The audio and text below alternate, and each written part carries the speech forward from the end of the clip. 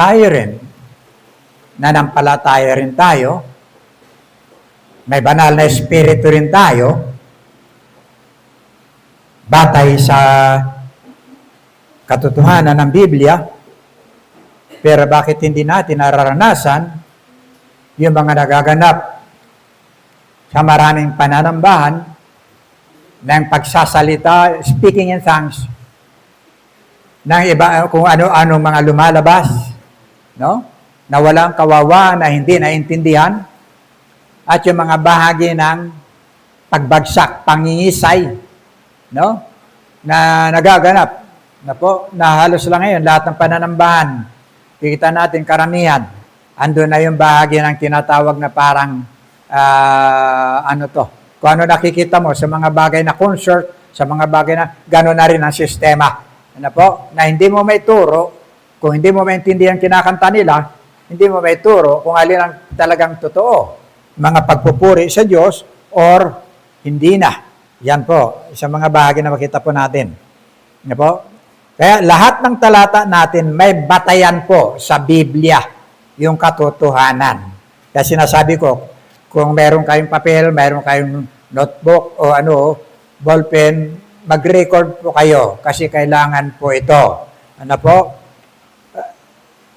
Mahaba yung ating pag-aaral, pero po rin ang Panginoon, sapagkat dito tayo kakain, kukunin natin yung oras na natraso po tayo.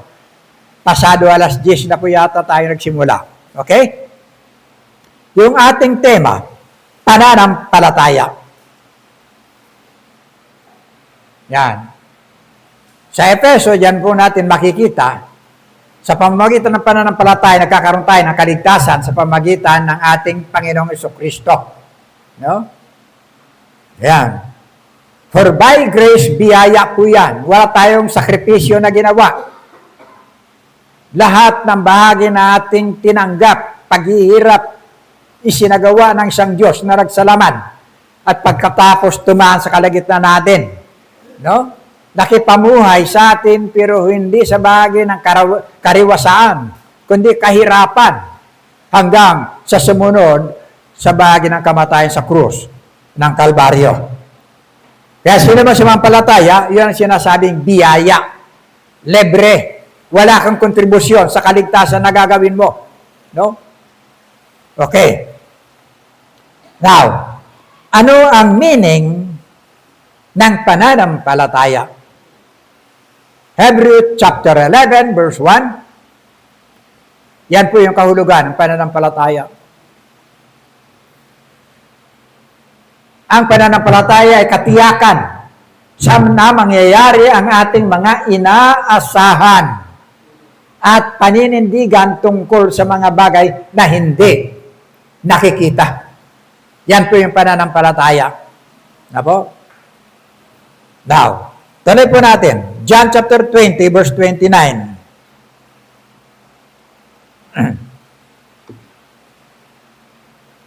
Sinabi sa kanya ni Jesus, naniniwala ka na ba dahil nakita mo ako? Pinagpala silang hindi nakakita, gayon may naniniwala sa akin. See? Napalad po tayo. Ano pong ibig sabihin po niyan? Yan po si Thomas. Ang sabi niya sa kanyang mga kasama, nung magpakita ng ating Panginoon Kristo, nung una, wala si Thomas. Andun lahat yung kanyang mga alagad. Nagkakatipon sila, sarado ang lahat. Tahanan, bintana, pinto. Pero nandun sa loob, yung mga alagad. Nung mabuhay na maguli ang ating Panginoon Kristo, bigla nag-appear sa kalagitnaan ng ating Panginoon. Unang kanyang basbas, kapayapaan ang sumainyo. Ito laging dala ng Panginoon, kapayapaan, hindi po yung kaguluhan. Kapayapaan ang sumainyo. See? Pagkatapos, nung makita siya, pinalita, ng mga alagad kay Thomas, na dumating ang Panginoon, hindi siya maniniwala.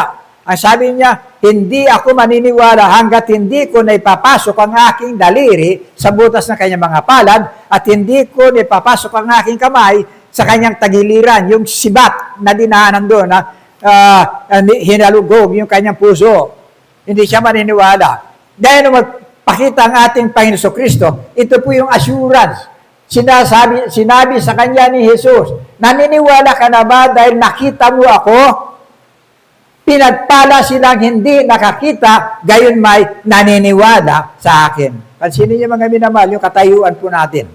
Na po, yung ating pananampalataya sa Panginoon.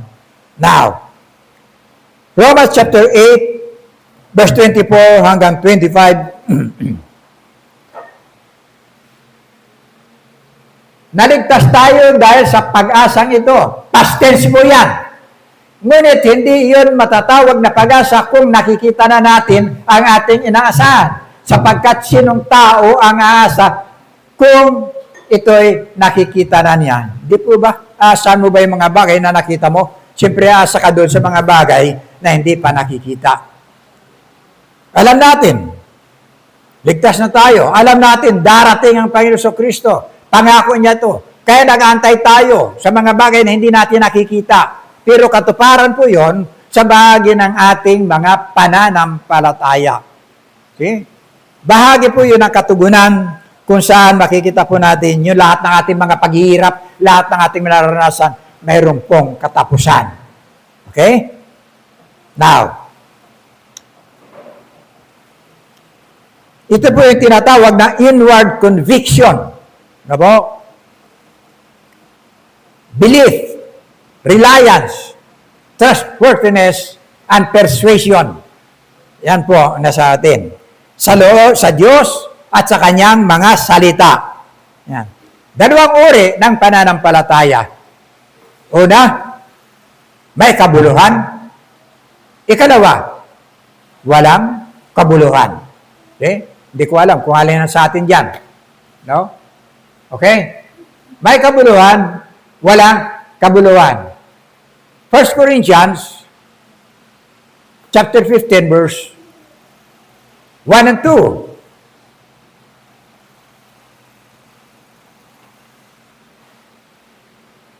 Mga kapatid, dahil pinaalala ko sa inyo ang magandang balitang ipinangaral ko sa inyo.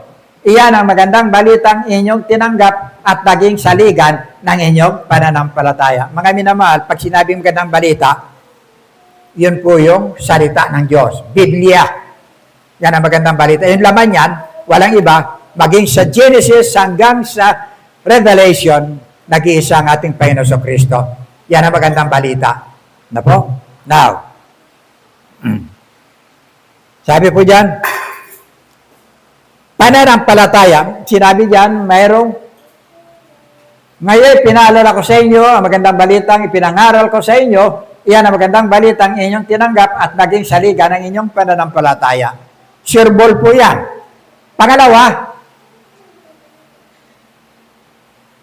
naligtas kayo sa pamamagitan nito kung matatag ninyong pinanghahawakan ng salitang ipinangaral ko sa inyo, maliban na lamang kung walang kabuluhan ang inyong pananampalataya. See? Papasok ngayon. Yung walang kabuluhang pananampalataya. Ano yan? Ano po? Now, tingnan po natin. Mga huling panahon, tatalakayin po natin yan. Okay?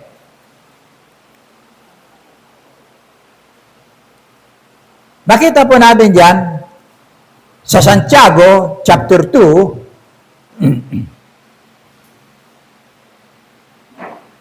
sumasampalataya ka na ang Diyos ay isa, di ba? Mabuti naman. Ang mga demonyo man ay sumasampalataya rin at nanginginig pa. See? Mga demonyo man, ang tanong, ligtas ba sila? Hindi. See? Bakit? Nananampalataya sila, pero pananampalataya nila, walang kabuluhan. Dahil pakikita mo yung tao dyan, may pananampalataya na mayroon Diyos. Pero may kabuluhan ba yung kanilang pananampalataya? Okay? Sabi niya, nanginginig pa eh.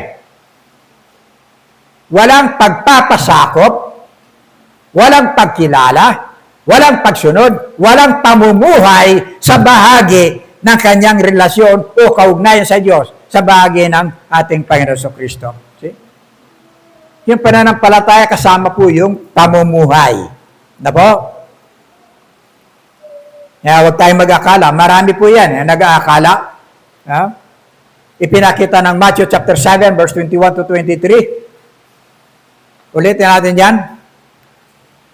Hindi lahat ng tumatawag sa akin, Panginoon, Panginoon, ay papasok sa karya ng langit. Hindi lahat. Kundi ang mga taong sumusunod sa kalooban ng aking Ama na nasa langit. See? Tuloy. Sa araw ng paghukom, marami ang magsasabi sa akin, Panginoon, hindi po ba't sa iyong pangalan ay nangaral kami? Sa iyong pangalan, nagngaral kami. Nagpalayas ng mga demonyo at gumawa ng mga himala. Grabe ha? Ngunit sasabihin ko sa kanila, hindi ko kayo nakikilala. Lumayo kayo sa akin. Kayong mga gumagawa ng kasamaan. See?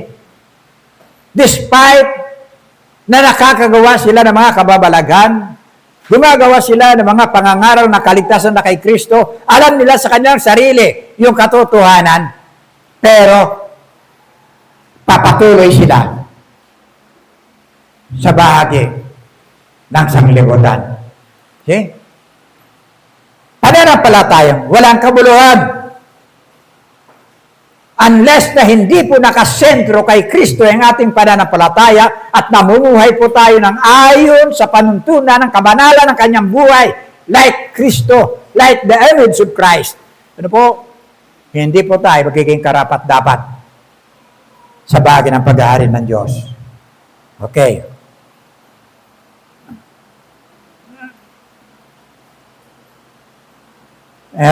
Nung kailan yun? Doon pa kami sa Maynila. May nakita ko pagdating sa monumento, nakita ko dyan nakadamit ng maroon. Long hair. Long hair siya. Long hair na kulot-kulot, ha? Pagkatapos, meron siyang rosary. Meron siyang maliit na rosary, meron din siyang maliit na rosaryo, malaking rosaryo, kahoy, mga bilog, barnisado, nakabelt sa kanya, tapos yung krus, nakapalawit. No? Ano man ang mga bahagi na nakita po natin, ang Diyos hindi tumitingin sa outward appearance, hindi, sa inward reality ng ating tinanggap. See? Kahit na ubusin mo po yung buong mundo, no? Yung tawag dyan sa ibaligat sa yung liig. Yung lahat na mga necklace na yan na mayroong krusipiho, hindi ka pa rin maliligtas. Unless, magkaroon ka ng relasyon sa kaisa-isa na nabatay para sa'yo ang ating Panginoon sa Kristo. Yan po. Kaya ngayon, makikita nyo sa Facebook, hanggang ngayon nag-o-offer Ako tinignan ko lang. Makita ko, pag ginanyan, pagtaas kong ganyan, para alisin, nakita ko yung pangalan ko, nandun na. Vic. Kagad-gad, nandun na kagad. Sabi ko, ang bilis na ito mga to. Ano na nila? Sabi niya, libre ito. See? Benditado. See? Now,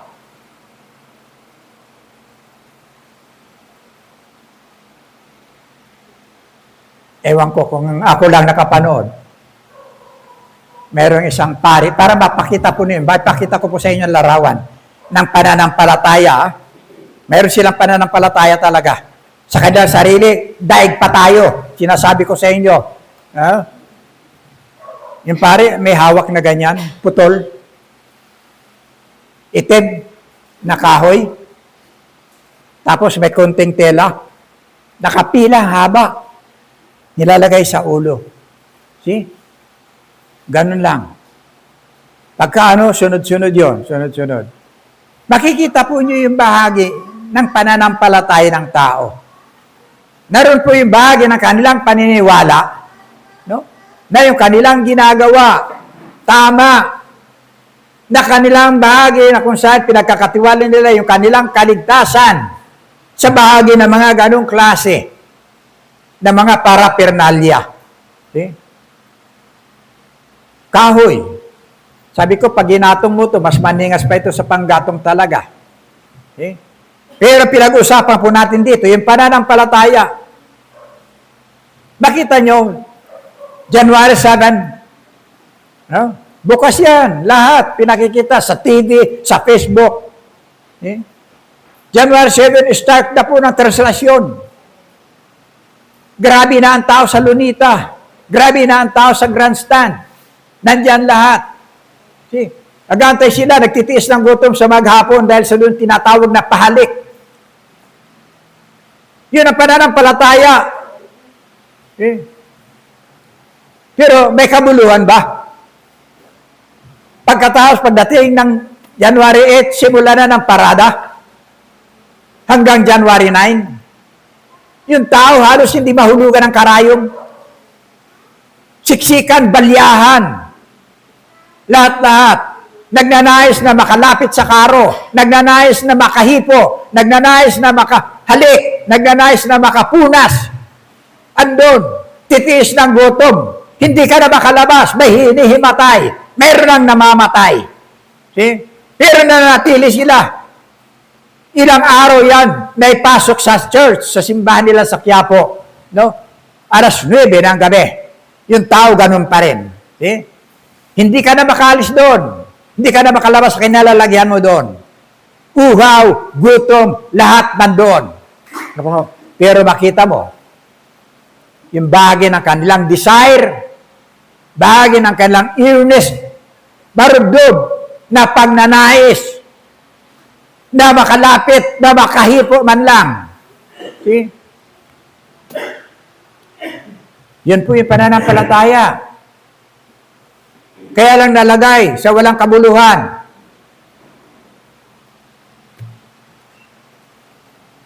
Kumpara ninyo, pananampalataya po natin. Yung kanilang pananampalataya. Ano po makita ninyo? Ano pagkakaiba? Yung kanilang pananampalataya sa atin. Marami sa atin tinanggap ang Panginoon, okay lang eh. See? Marami sa atin tinanggap natin ang Panginoon, part-time lang. Kung may problema ka, saka mo lang siya maalaala. Pero pagka okay, wala. Okay ka lang. Kaya ayos natin, no? Narinig tayo sa labas eh. Narinig tayo hanggang Australia. Ayaw kong ipakita kung ganito ang larawan natin. Mas maraming bakante kisa sana kaupo. Doon siksikan kahit mamatay sila. Tinataya nila ang kanilang buhay. Dito maluwag na maluwag. Asan ang mga anak ng Diyos? Asan ang mga anak na Kristiyan tinatawag? Okay? Anong pananampalataya meron tayo? May kabuluhan ba? Kaya sabi ko, daig tayo dito mga ito. Kahit may kamatay nila. Itsura natin eh. Paano natin masasabing pananampalataya? Eh? Gaano katotoo yung pananampalataya natin sa Diyos?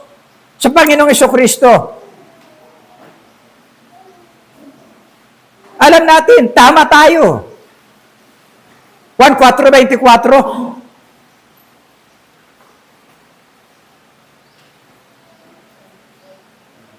Okay, kapatid. Ngunit ang sinabang umiinom ng tubig na ibibigay ko sa kanya ay hindi na muling mauuhaw. Kailanman, ang tubig na ibibigay ko ay magiging batis sa loob niya, patuloy na bubukal at magbibigay sa kanya ng buhay na walang hanggan. See? Anong ibig sabihin nun? Once na tinanggap mo, Panginoon, yung katotohanan na nasa iyo sa loob, bubukal yan. Hindi yan mawawalan. Eh, mga kapatid, taga-makinit, ang dami ng kailan pa ako nandun? Sa Central Fundamental pa ako nandun na. Tuwing pupunta ako, nagigib sila, naglalaba doon sa balon. Hindi yan nawawalan hanggang ngayon. May bukal. Ganyan po yung salita ng Diyos. Kapag tinanggap po natin yung katotohanan, bumubukal sa atin. See? Hindi tayo gumagawa para maligtas. Hindi. Hindi nakakaligtas ang gawa. Ay nakakaligtas ang pananampalataya. Once na nanampalataya ka, pag nandito na sa loob, bubukal yung katotohanan. Fountain. At pagkatapos, dadaloy. Ito po yung ating tinatawag na follow-up. Follow-up ng iyong kaligtasan, ng katotohanan sa buhay mo. See? Gagawa at gagawa po yan. Makikita po yan sa iyong pananampalataya. Aagos po yan. Hindi pwedeng hindi. Tanungin mo sarili mo, stagnant ba ako? May sibol ba ako? See? Nakikita ba yung pananampalataya ko sa buhay ko? See? Tama ba yung pananampalataya ko? O katulad ako ng mantika. Pakita na kayo na mantikang tulog. Pag mantikang tulog, kahit anong gawin mo ganyan, nakapirmi lang yun. At least, isalab mo yun. See? Now,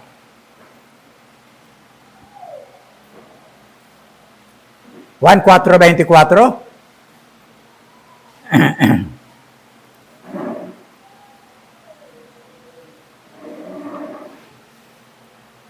Yan ang hinahanap ng Diyos. Kaya sinasabi kong walang kabuluhan. Ang Diyos ay Espiritu, at ang mga sumasamba sa Kanya ay dapat siyang sambahin sa Espiritu at sa katotohanan. Yan po yung hinahanap ng Diyos na pagsamba sa Kanya. Ihipan niyo yung kamay niyo. Maramdaman niyo may tumama.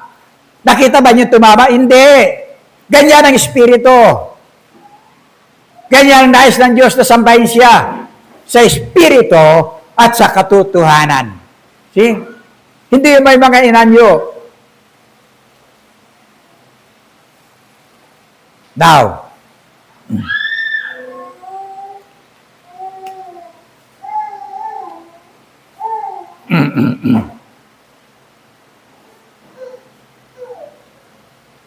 John chapter 18, no, Matthew 18:20.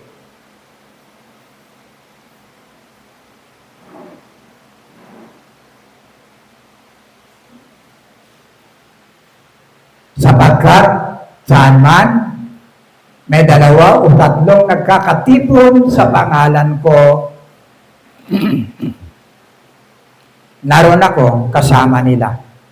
Ang nagsasalita diyan, ang ating Panginoong Jesucristo. Okay? Ang kanyang pangako, kung saan ang may dalawa o tatlo na nagkakatipon sa kanyang pangalan, naroon ang kanyang presensya. See? Hindi po pwede pasinungalingan po yan. Na po? Kung meron dalawa, tatlo dito, andyan ang presensya ng Diyos. Pero sino sa tinatawag na mga anak ng Diyos na nagkakaroon ng kauhawan para makisama sa dalawa o tatlo para katagpuin ang presensya ng Diyos? Wala. Kakalungkot. Na prayer meeting lang eh.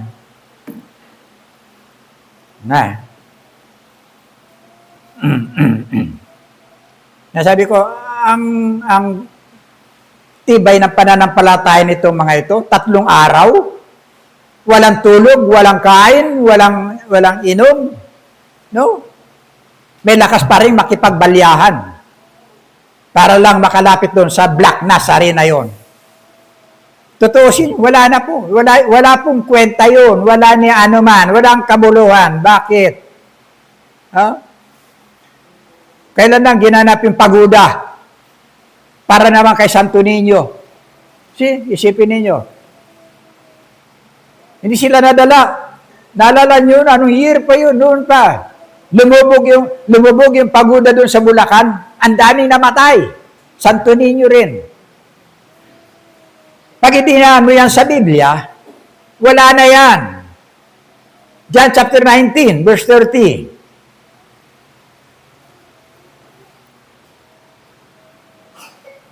Pagkatanggap ni Jesus ng alak, sinabi niya, naganap na.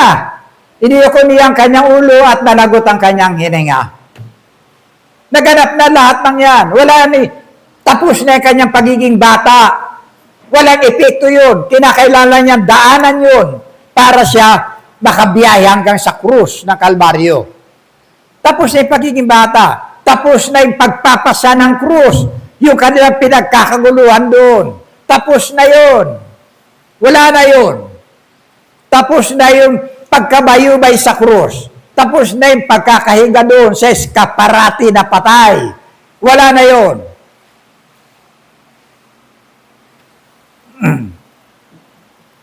Okay, tingnan po natin.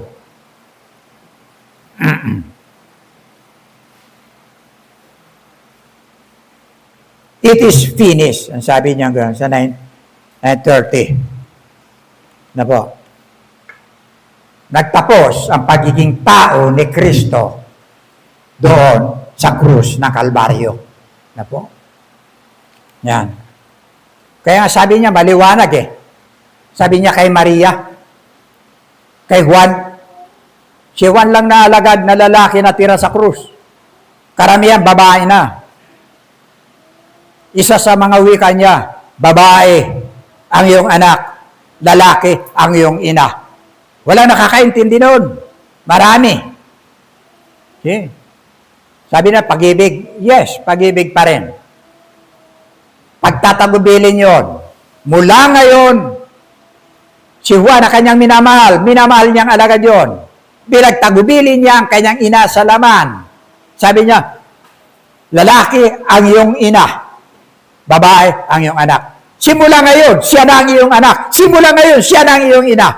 Ako, tagapagligtas. Si Panginoon ang yung dalawa na tagapagligtas. Doon nagtatapos yung bahagi ng pagiging tao ni Kristo sa krus. See? Now, kaya makita po natin dyan. Ang sabi ng Mark chapter 16, verse 5 to 6,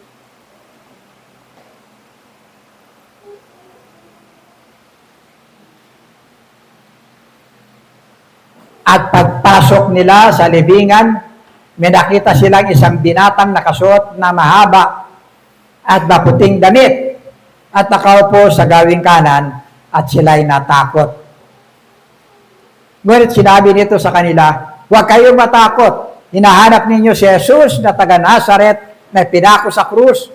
Wala na siya rito. Siya ay binuhay ng Diyos. Tingnan ninyo ang pinaglagyan sa kanya. Wala na. Basyo na lahat. Tapos na ang lahat. Huwag mo na ibalik doon sa pagiging bata. Huwag mo na ibalik doon sa pagpasa ng krus, sa pagkapako ng krus. Tapos na yung mga yugto na yan na ginapan na. Hanggang sa hangganan ng kanyang finish line. Yun po. Pag tinignan po natin yung katotohanan sa Biblia, imumulat po tayo nito sa mga maling paniniwala.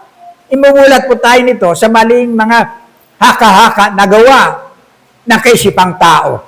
Kaya sinasabi ko, huwag kayong lalayo sa Biblia. Lagi kayong magbabasa sapagkat nandyan lahat ang katotohanan. Eh? Now, kung wala doon, ano sabi ng Acts, mga gawa, 1:9. Pagkasabi nito ni Jesus, ay inakyat sa langit. Inakyat sa langit. Habang ang mga alagad ay nakatingin sa kanya at natakpan siya ng ulap. See? Ang dami nakakita dyan. Megit 500 katao. Nakita dahan-dahan siyang itinaas hanggang sa takpan ng ulap. Wala na siya. O sino pinagkakaguluhan doon? See? Tapos sasabihin, hindi naman namin sinasambayan. Papakamatay kayo, mahalik. Hindi yung sinasamba. Was na lumuhod ka, that's worship. Humalik ka, that's worship. Okay?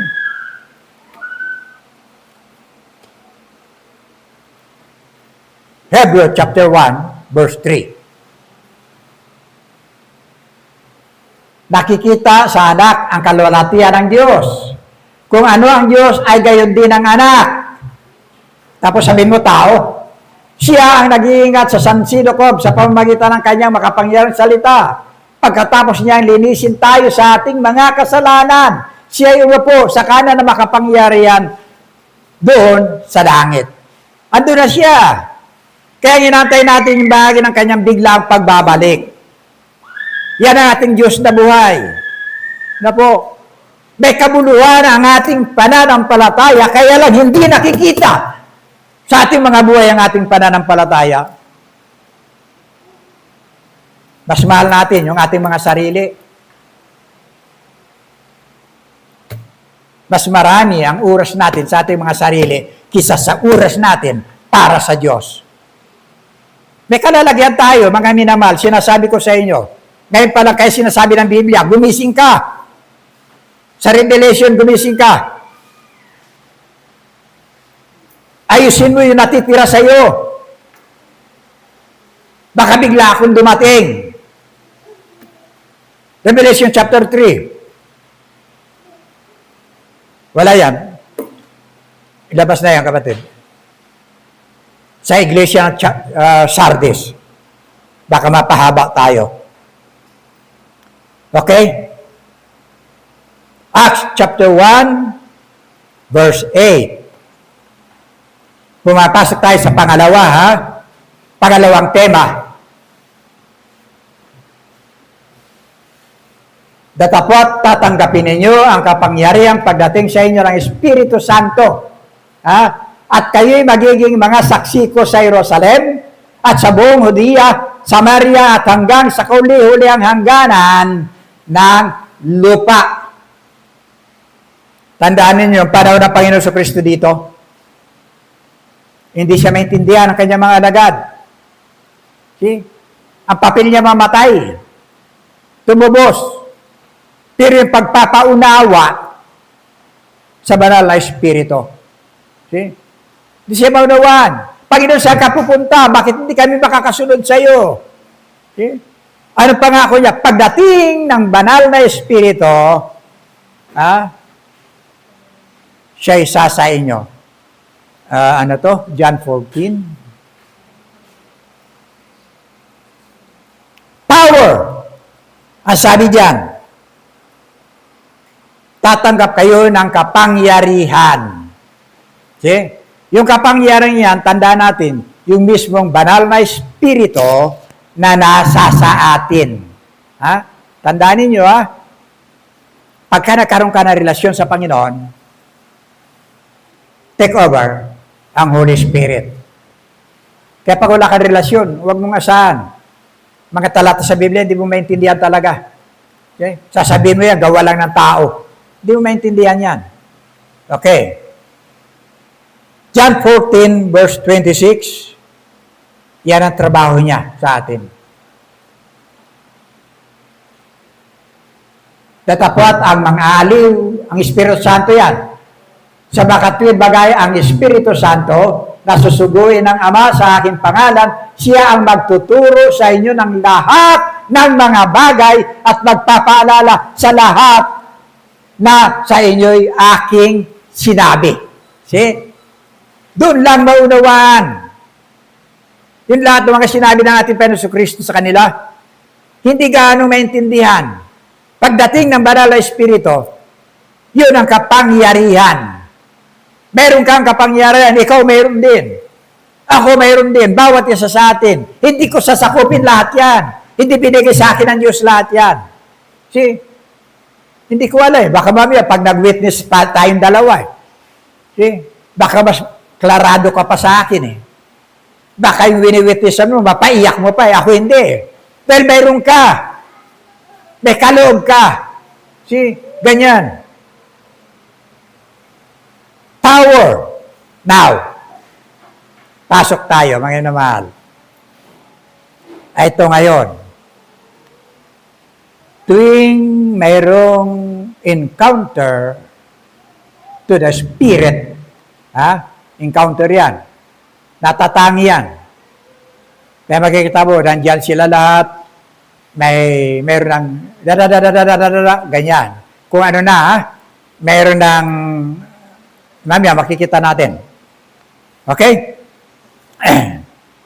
May kinakanta sila diyan. Hindi ko alam kung kinakanta yan. Kinakanta ba yan? Oh, kinakanta.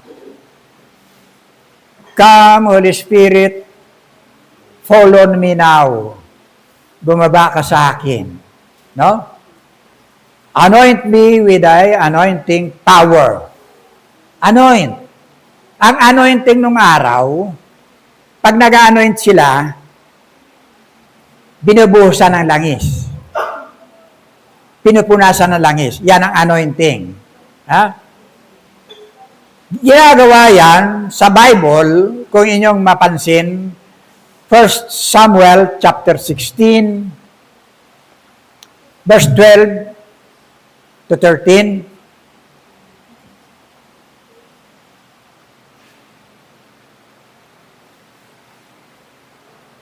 At siya ay nagsugo at sinundo siya roon ngay may mapulang pisngi, may magandang bikas at mabuting anyo at sinabi ng Panginoon, tumindig ka, pahiran mo siya ng langis sapagkat ito nga. Tama ba yan? Nang magkagayoy, kinuha ni Samuel ang sungay ng langis at pinahiran siya sa gitna ng kanyang mga kapatid. At ang Espiritu ng Panginoon ay makapangyarihang suma kay David mula sa araw na iyon hanggang sa haharapin. Gayon bumangon si Samuel at dapas sa Rama. Ano pong ibig sabihin po niyan? Ganito po yan. Inutusan ng Diyos si Propeta Samuel na pumunta sa sambahayan ni Jesse. Si Jesse po, taga Jerusalem. Tatay po yan ni Haring David. Si Haring David, mayroong 7 kapatid. Inutusan ng Diyos si Propeta Samuel na pumunta ron para i-anoint yung isa sa anak ni Jesse na maging hari ng Israel. Aalisin ang pag-hari kay Haring Saul at ipapalit si Haring David. Eh, bata pa si Haring David. Bata pa yan ang i-anoint. No? Ngayon, dumating ang 7, parang nagpapasyon siya. Tinitignan ni Propeta Samuel kung sino doon. Pinili niya yung isang matikas. Ang sabi, pag binasa niya, makikita niyo yun. Pinili niya matikas, magandang lalaki, magandang tayo. Ang sabi ng Diyos, hindi yan. Ang tao kasi tumitingin panlabas. Ako tumitingin sa puso. Ay, tapos na yung 7. Wala na yung 7. Sabi niya, wala na bang iba? Sabi ni Jesse, andun, mayroon pang isang natitira, nagpapastol ng tupa. Tawagin mo, sabi ni Propeta Samuel. Nung tawagin, ito ang tumambad sa kanya. See? Binuhusan niya ng langis. Anointing. Anointed. Itinalaga. Hindi yan linggo-linggo, hindi araw-araw. See? Itinalaga si Haring David na maging hari ng Israel. Hindi inulit-ulit yan hanggang linggo, gano'n. Minsan lang. See? Ito po yung sa atin. Anointing, minsan lang yan. See? Ang ating Penso Kristo, in-anoint yan ng Ama. 1 Peter chapter 1, verse 19 to 20, anointed yan. Kaya tinawag natin siyang Messiah, the Anointed One.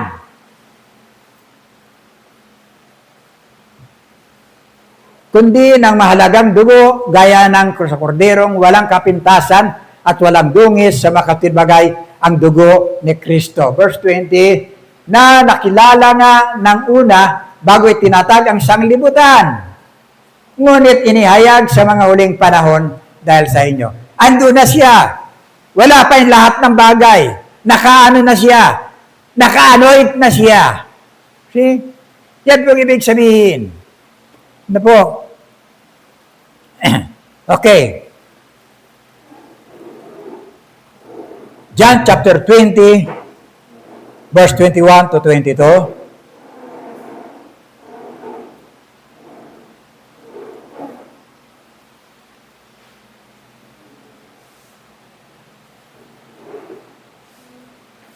Sinabi ngang muli sa kanila ni Jesus, kapayapaan ang sumainyo, kung paano pagkasugo sa akin. Tingnan niyo, tinalaga siya. Pagkasugo sa akin ng Ama, ay gayon din naman sinusugo ko kayo. See? anointing siya. Gayon din naman, sinusugo ko kayo. Verse 22. At nang masabi niya ito, sila'y hiningahan niya. At sa kanila'y sinabi, tanggapin ninyo ang Espiritu Santo. See? Anointing yan. Tanggapin ninyo ang Espiritu Santo. Mag-iisip kayo ngayon, magkakaroon kayo ngayon. Ay bakit ito? Nangako ang Panginoon na darating ang banal na Espiritu. Ngayon, nagbibigay na siya ng Espiritu. Hindi ba? Eh, pag-akyat niya, 8 days bago dumating ang Espiritu Santo. Pero ito ngayon, nagbibigay na siya. Paano yun? See? Hindi kayo na, nakukonfuse kayo? Tandaan natin, minsan pinakita ko po rito, the Godhead. Father, Son, Holy Spirit, sa gitna, God. Ang Ama, Diyos. Ang Anak, Diyos. Ang Espiritu Santo ay Diyos. See? Yun yun. Ang Ama, hindi ang Anak. Ang Anak, hindi ang Espiritu Santo. Ang Espiritu Santo, hindi rin yung Ama. Hindi rin siya si Kristo. Pero Diyos. Kukuha natin. See? Pwedeng mag-represent si Kristo ng Godhead. Nakukuha natin. See? Nakuha natin. Ang Diyos din, kaya nga sabi niya kay Filipe, sa John chapter 14, verse 9.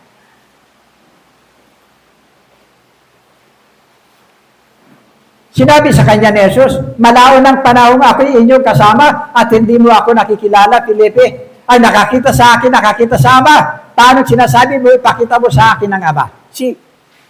Dala niya yung presensya ng Ama.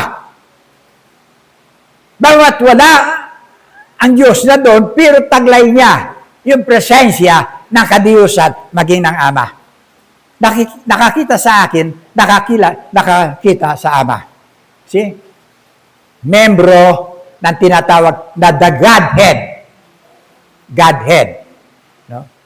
Kaya nga doon sa 1 John chapter 5, wag na kapatid, baka maligaw ka, ha? 1 John, sa English yan. 1 John chapter 5, andiyan sa mga Bible niyo maliliit yan. 1 John chapter 5, verse 7, for there are three that be records in heaven, the Father, the Son, and the Holy Spirit. And these three are one. Tatlong ito. Kaya naniwala tayo sa tatlong persona, iisa ang Diyos. No? Marami din naniniwala diyan kasi hindi naman nila nakikita yan. Now, bukod pa diyan,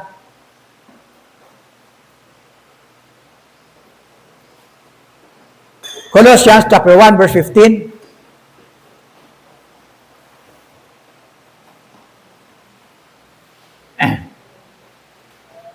na siya ang larawan ng Diyos na di nakikita, ang panganay ng lahat ng mga nilalang. See? Larawan ng Diyos na hindi nakikita. Taglay niya sa kanyang presensya. No? Ang sabi diyan, okay? John 1:12, familiar sa atin lahat yan. Datapwat ang lahat ng sa kanya'y nagsitanggap, ay pinagkalooban niya sila ng karapatang maging mga anak ng Diyos. Sa makatwid bagay ang mga nagsisampalataya sa kanyang pangalan. Alam ba niyo na anointed kayo? Ha? Anointed na kayo. Ano yun?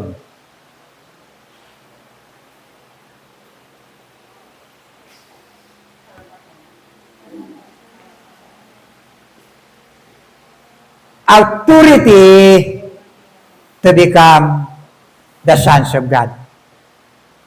Tumanggap sa ating Panginoon Kristo. Hindi sa relihiyon. Walang relihiyon na makapagliligtas. Personal na relasyon sa ating Panginoon sa Kristo. Then, you are anointed. Eh? Sino man kanya tumanggap? 1 Corinthians chapter 6 verse 17.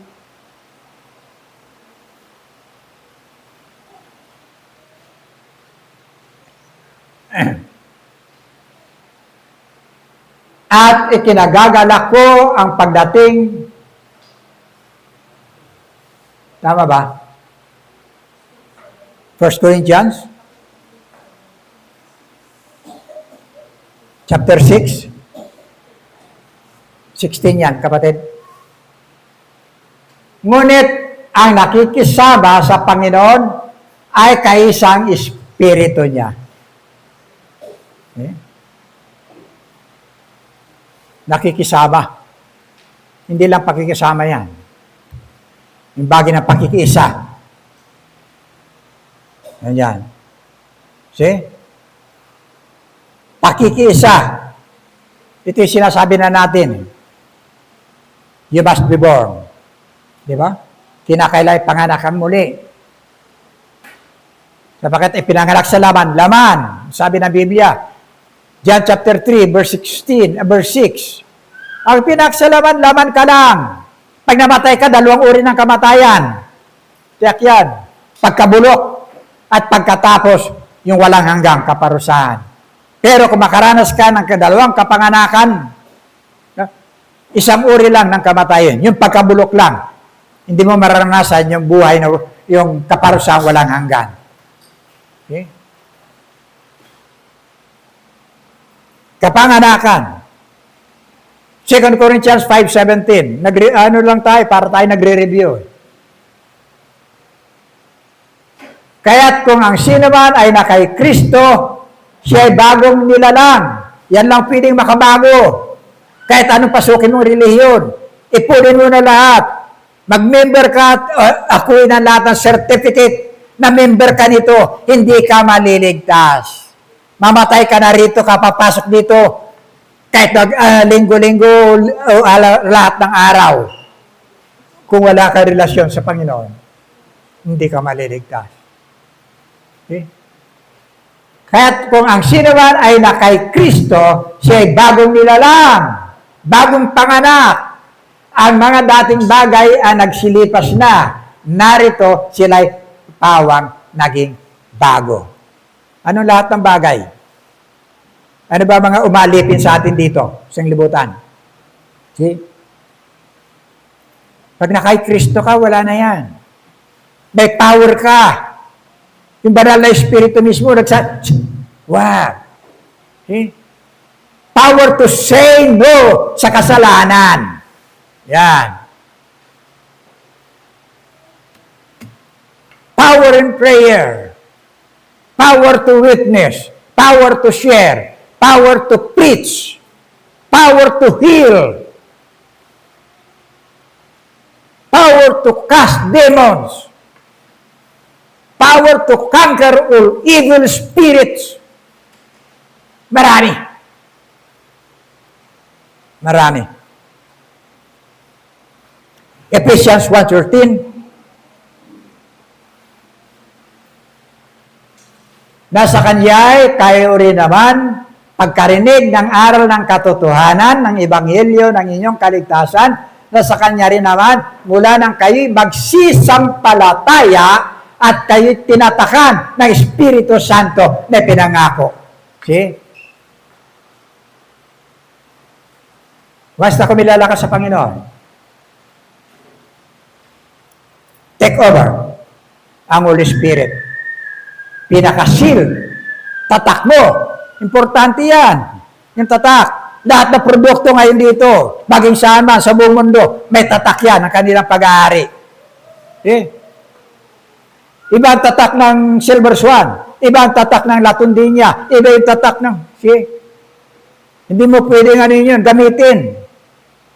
Madidimanda ka. Tatak natin yan. Yan ang power natin hanggang pagbalik ng ating Panginoon. Kung wala kang espiritu, sorry na lang, hindi ka makakasama. See? Yan lang babalikan ng Panginoon. Yan ang tatak mo eh. Pinaka-resibo mo ng iyong kaugnayan sa Diyos. Yan. Hindi yan umaalis. John chapter 14. Tahanan ka ng banal na espiritu. Hindi mo kinakailangan, come Holy Spirit, I need you. Come Holy Spirit, I pray. Anak ka ng Diyos, sinasabi mo, anak ka ng Diyos, pero ngayon, inantay mo na bababa sa'yo. Come and go. In and out. See? Pansinin niyo mga minawal, yung nagaganap ngayon. Okay. Ano sabi dyan? At ako'y dadalangin sa Ama, at kayo bibigyan niya ng iba pang mang-aaliw, comforter, upang banal na espiritu yan, upang siyang sumainyo magpakailanman. Okay? Di ba? Forever, magpakailanman. See? Then, 16. Sa makatwid bagay ang espiritu ng katotohanan na hindi matatanggap ng sanglibutan sapagkat hindi nito siya nakikita. Ni nakikilala man siya. Siya'y nakikilala ninyo sapagkat siya'y tumatahan sa inyo at sa inyo. Dalawa. Eh?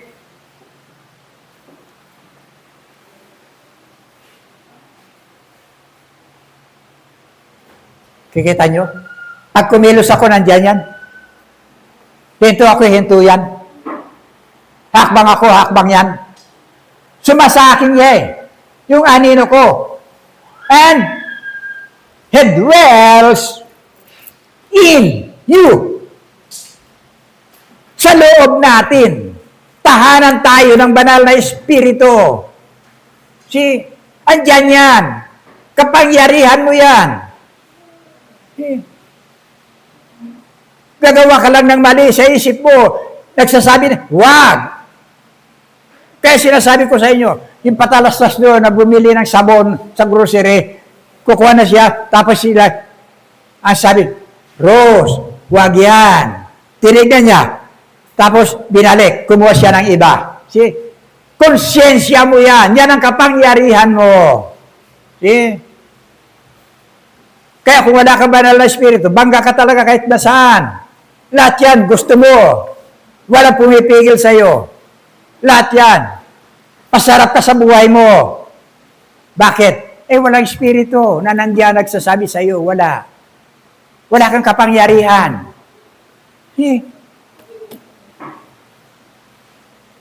Tapos ngayon, hilingin mo, come Holy Spirit, fall on me now. See? Sanib ka sa akin. I need your anointing power. Yun ang problema ngayon.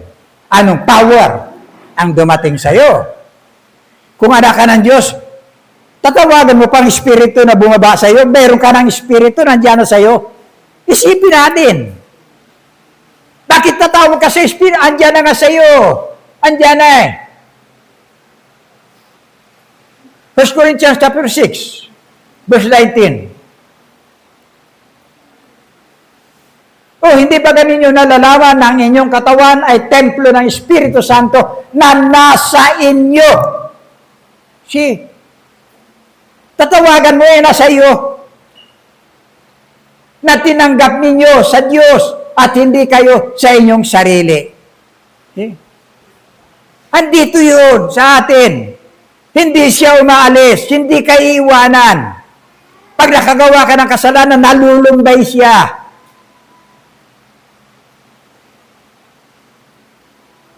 Kakalungkot. Kaya mga nagaganap ngayon, sabi ko, yung mga pabuwal-buwal na yan, paniniwala nila, yun, ang espiritu nandun. Ay, yung mga yan, paulit-ulit, linggo-linggo, nandyan, pag dumating mga ganyan, nandyan na sila eh. Bagay na kanilang worship yan eh. See? Paulit-ulit yan, nabubuwal. Ulit-ulit, ibig sabihin, wala sa kanilang espiritu. Saka lang papasok na ganun. See? Anong klaseng aral? Labag sa bahagi ng panuntunan ng katotohanan ng Biblia.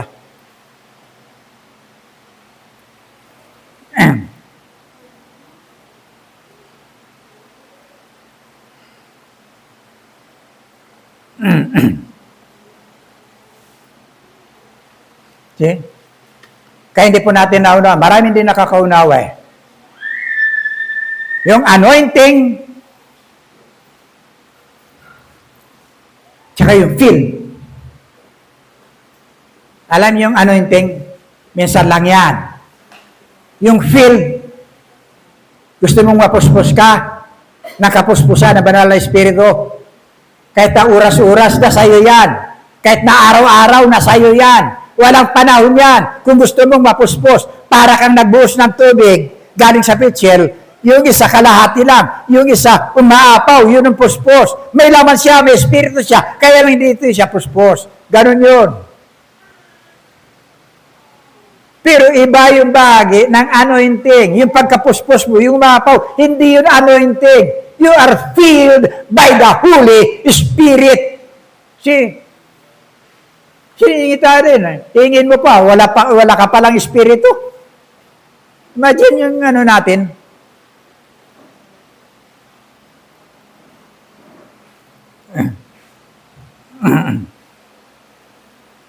Now, tignan niyo. Kapatid, nakita mo na lahat. Yung sumasayaw.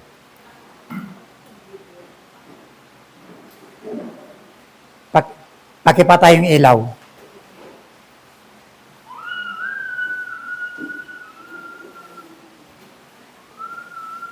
Dito lang.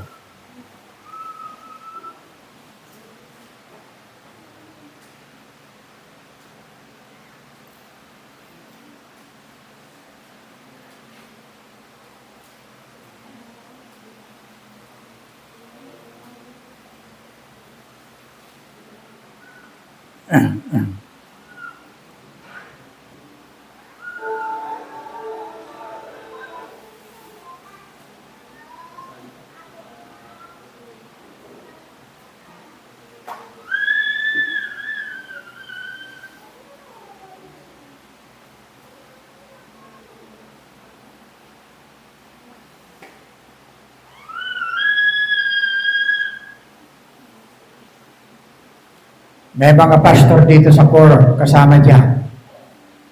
Ha? Inalis na natin. Ibig sabihin, hindi na natin inano yun. Respeto na lang sa kanila.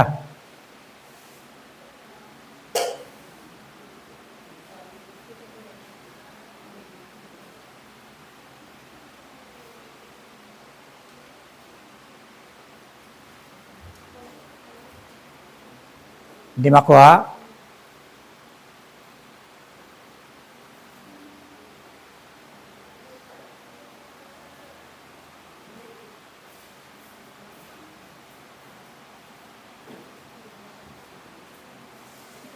Wala sa Bible na kapag pumasok ang Espiritu, nangingisay, nagtutumba, wala kang makita sa Bible.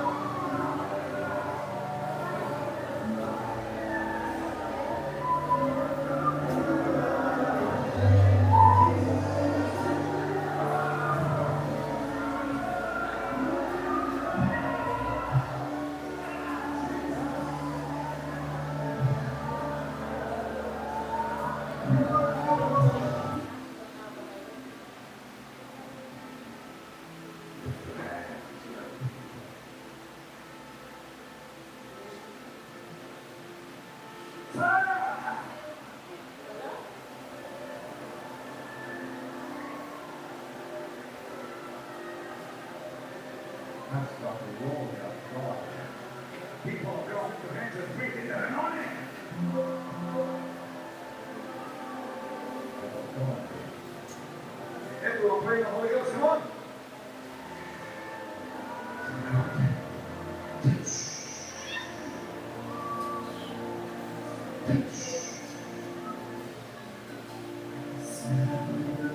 You.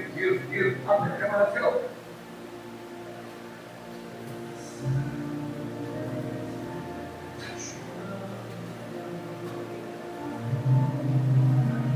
Touch. Feel the skin. Touch. That's glory on his skin. That's glory on his skin. Pick him up, bring him in.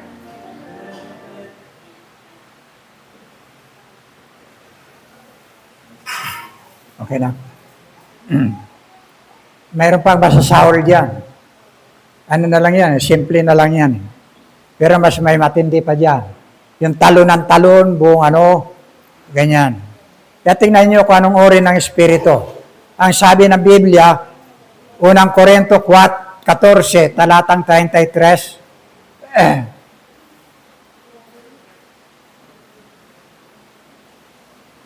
sapagkat ang Diyos ay hindi Diyos ng kaguluhan, kundi ng kapayapaan, gaya sa lahat ng mga iglesia na mga banal. Ang Diyos po natin, Diyos ng kapayapaan. Hindi siya nalulugod sa mga ganyan. See? Kanya-kanyang handusay, kanya-kanyang panghisay, kanya-kanyang kumbulsyon. Hindi ganyan ang ating Diyos. Sapagkat ang Diyos kapayapaan. Kanina, makikita natin. Nung pag-appear niya sa kanyang mga alagad, kapayapaan ang sumainyo. Yan ang laging dala ng Diyos, ng ating Panginoon Kristo. 1:14-27.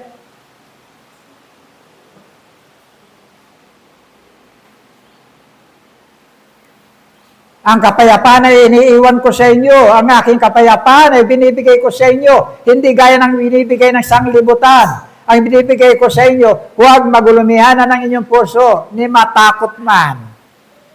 Yan lagi na sa Panginoon, kapayapaan. Hindi kaguluhan. Hindi yung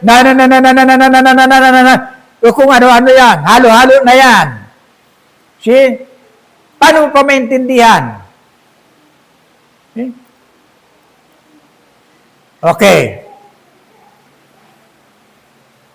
Total, dito tayo kakain. Tapusin na natin.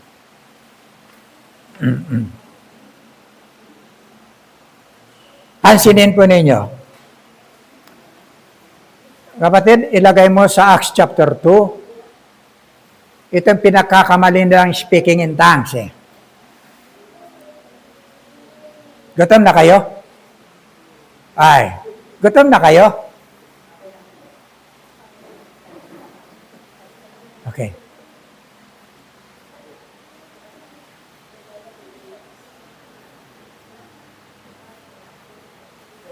Magagawa? Wala? Hanapin mo na lang. Acts chapter 2. Wala dyan, wala dyan.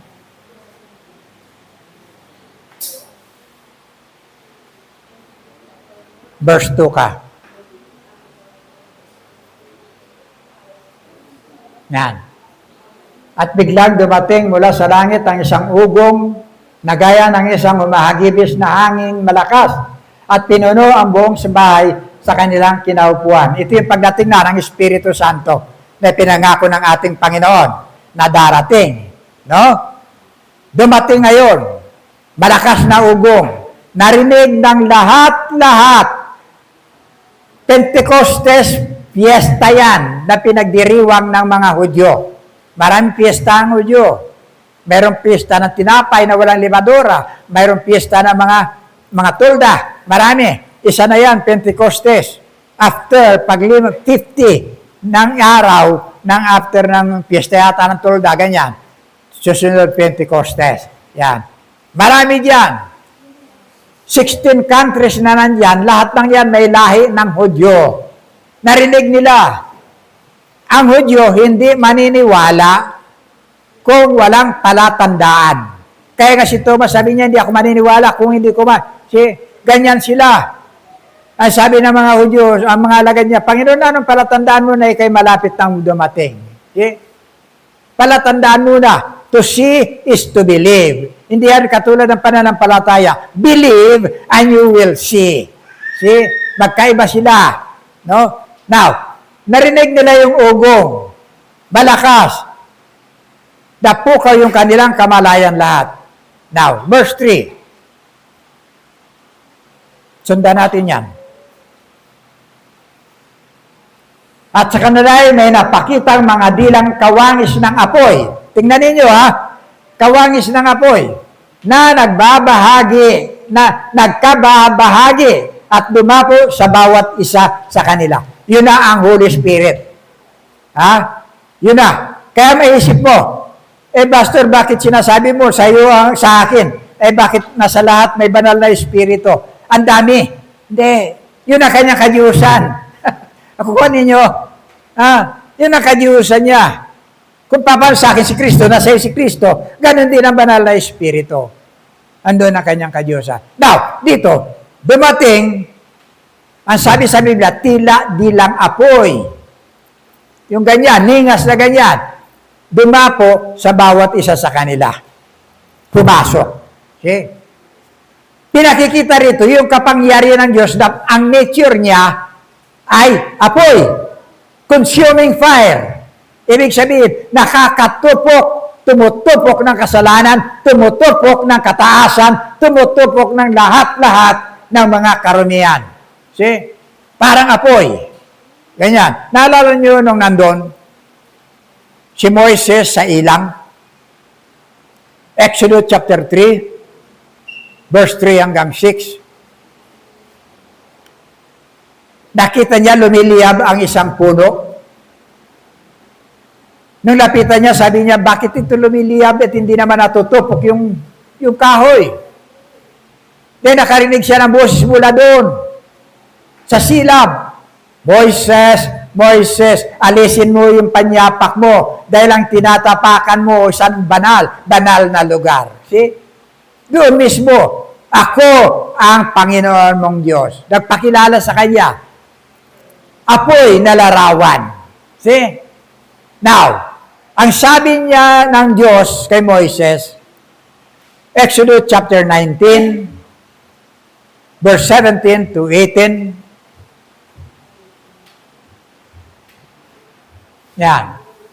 Pinangunahan ni Moises sa mga tao papunta sa paanan ng bundok upang humarap sa Diyos. Harap sila sa Diyos. Ang bundok ng Sinai ay nababalot ng usok sapagkat bumaba si Yahweh sa anyo ng apoy. See? Wala siyang figura. Ito yung kanyang ipinakikita. Tumaas ang usok tulad ng usok ng isang pugon at nayanig ang bundok. Yung itsura ng Diyos, yung kanyang imahe, ipinakita niya larawan ng apoy. See? Pero may mukha ang Diyos. May mukha ang Diyos. Huwag niyong isipin pagharap natin doon sa langit, apoy pala ito. Hindi. May mukha ang Diyos. Meron siyang katawan. Tingnan natin, para matugon. Exodus 33.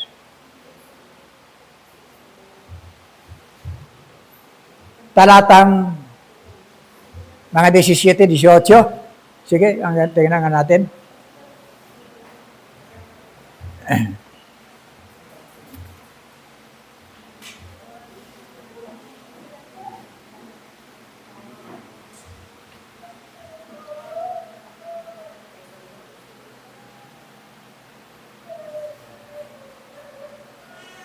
Okay, verse 18. At kanilang 33.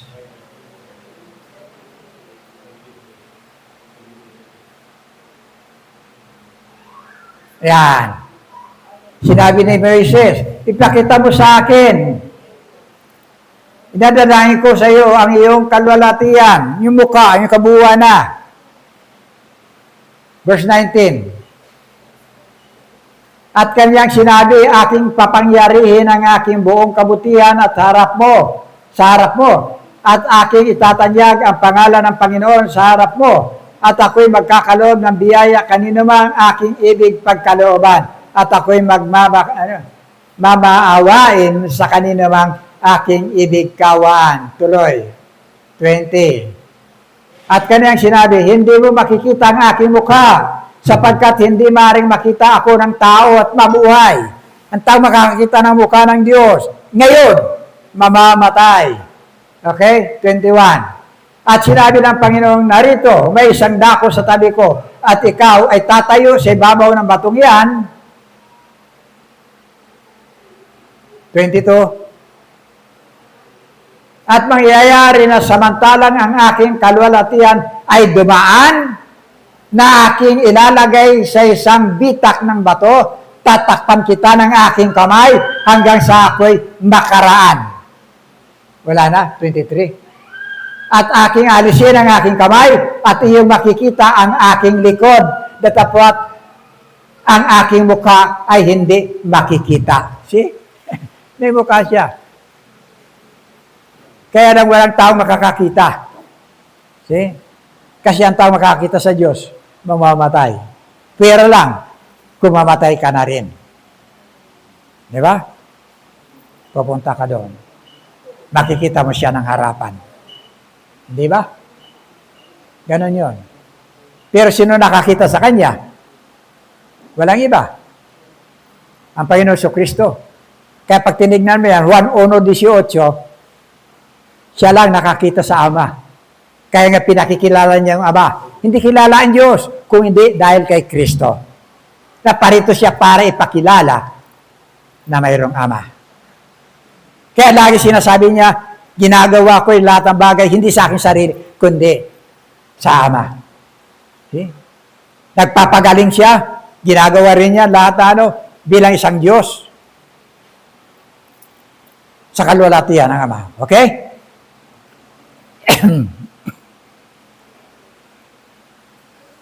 Now,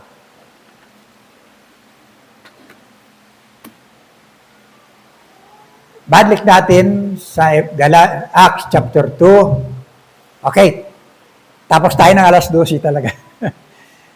Pilitin natin. Mamaya kung alam kulang sa akin, talakayin ninyo. Talakayin ninyo.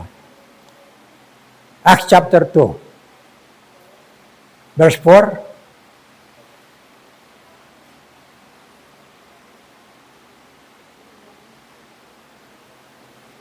At silang lahat ng apuspos. Yan ang filled. Filled by the Holy Spirit. Napuspos. Espiritu Santo. At simulang magsalita ng iba't ibang wika. Ayan na. Okay? Yan po ngayon na nagaganap. Magulo. Lahat magulo. May bumuwal, may nagsasalita, may kung ano-ano na hindi maintindihan. Okay? Simulang magsalita ng iba't ibang wika, lingwahe, bisara, sabi sa kuyunin. Salita ng iba't ibang wika ayon sa pinagkaloob ng Espiritu sa kanilang salitain. May pinagkaloob sa iyo. Pinagkaloob sa iyo Tagbanwa. Pinagkaloob sa iyo Kalamianes. Pinagkaloob sa iyo Busuanganan. Pinagkaloob sa iyo Agutainen. Kukuha natin. Sa iyo kuyunin. Lingwahe. Hindi kung ano-ano lang. Tapos hindi na nila maintindihan. Wala rin magpapaliwanag. See? Okay, tuloy natin. May mga nagsisitahan nga sa Jerusalem na mga Hudyo, mga lalaking relihiyoso na buhat sa bawat bansa sa ilalim ng langit. Okay, tuloy. At nang marinig ang ugong na ito ay nangagkakatipo ng karamihan at maam sapagkat sa kanila'y narinig bawat isa na sinasalita ang kaniyang sariling wika. Kita ninyo? Sariling wika ng mga nandoon. May kanya-kanya silang lingwahe. Tuloy. At silang lahat ay nangagtaka At nagsipanggilalas na nangagsasabi, narito, hindi baga ang mga Galileong lahat, ang mga nagsisipagsalitang ito. Ay, ang lingwahe ng Galileo, Aramaic.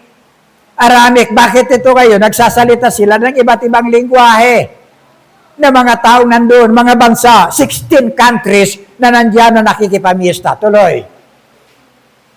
At bakit nga narinig ng bawat isa sa atin ang ating sariling wikang kinamulatan, naiintindihan ng bawat isa.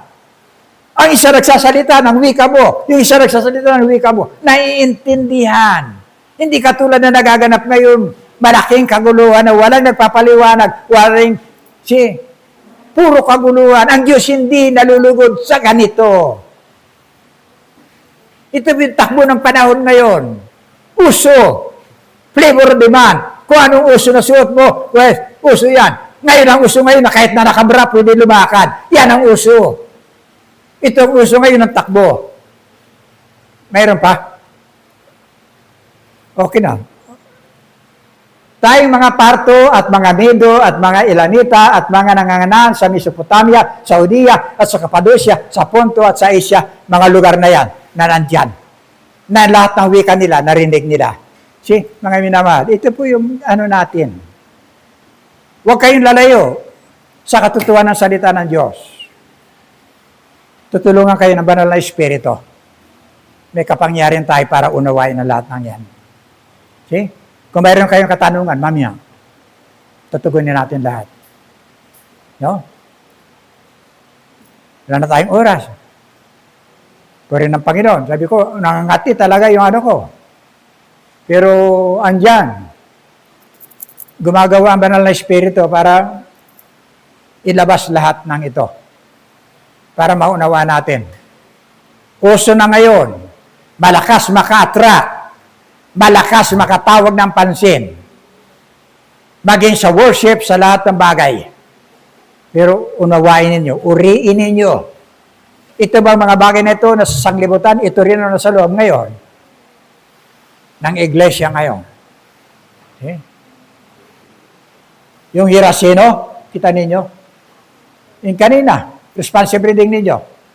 Naalala ko. Ha? Huwag mo nang hanin. Makita ninyo. Violente. Bakit? Masamang espiritu yun na sa kanya. Sabi niya, kahit anong talikala itali sa kanya, pinapatid lang niya. Ang gusto niya tirahan, mga libingan, palipat-lipat siya ng libingan. Yun ang masamang espiritu. Sinusugatan niya yung kanyang sarili. Violente. Pero nung palayasin sa kanya, yung mga evil spirit, ang linis na ng katawan. Tanin nyo? Nagdamit siya ng malinis. Naupo na sa tabi ng Panginoon. Gusto niya, sumama na sa ating Panginoon Kristo. Pero ano sabi ng Biblia? Acts 1:8, ang sabi niya yan, magsayaw kayo sa Jerusalem, sa Judea, sa Samaria. Yun, magpatutuo ka. Kung nakita mo na ang katotohanan, pues nandiyan na, magpatutuo ka. Umuwi ka, magpatutuo ka sa iyong sambahayan. Andun yun. Yan po yung layunin dyan. Now, last, maalala ko. Basahin natin ito lahat, ha? Luke chapter 9,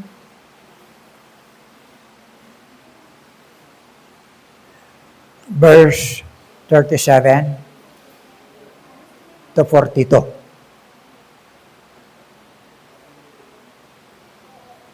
Tingnan ninyo, mga minamahal, ha? Basahin natin, ha? Para makita ninyo, dito tayo magtatapos. Nandiyan na. At nangyari ng kinabukasan, ng pagbaba nila mula sa bundok, no? Si Juan, si Pedro kasama dyan.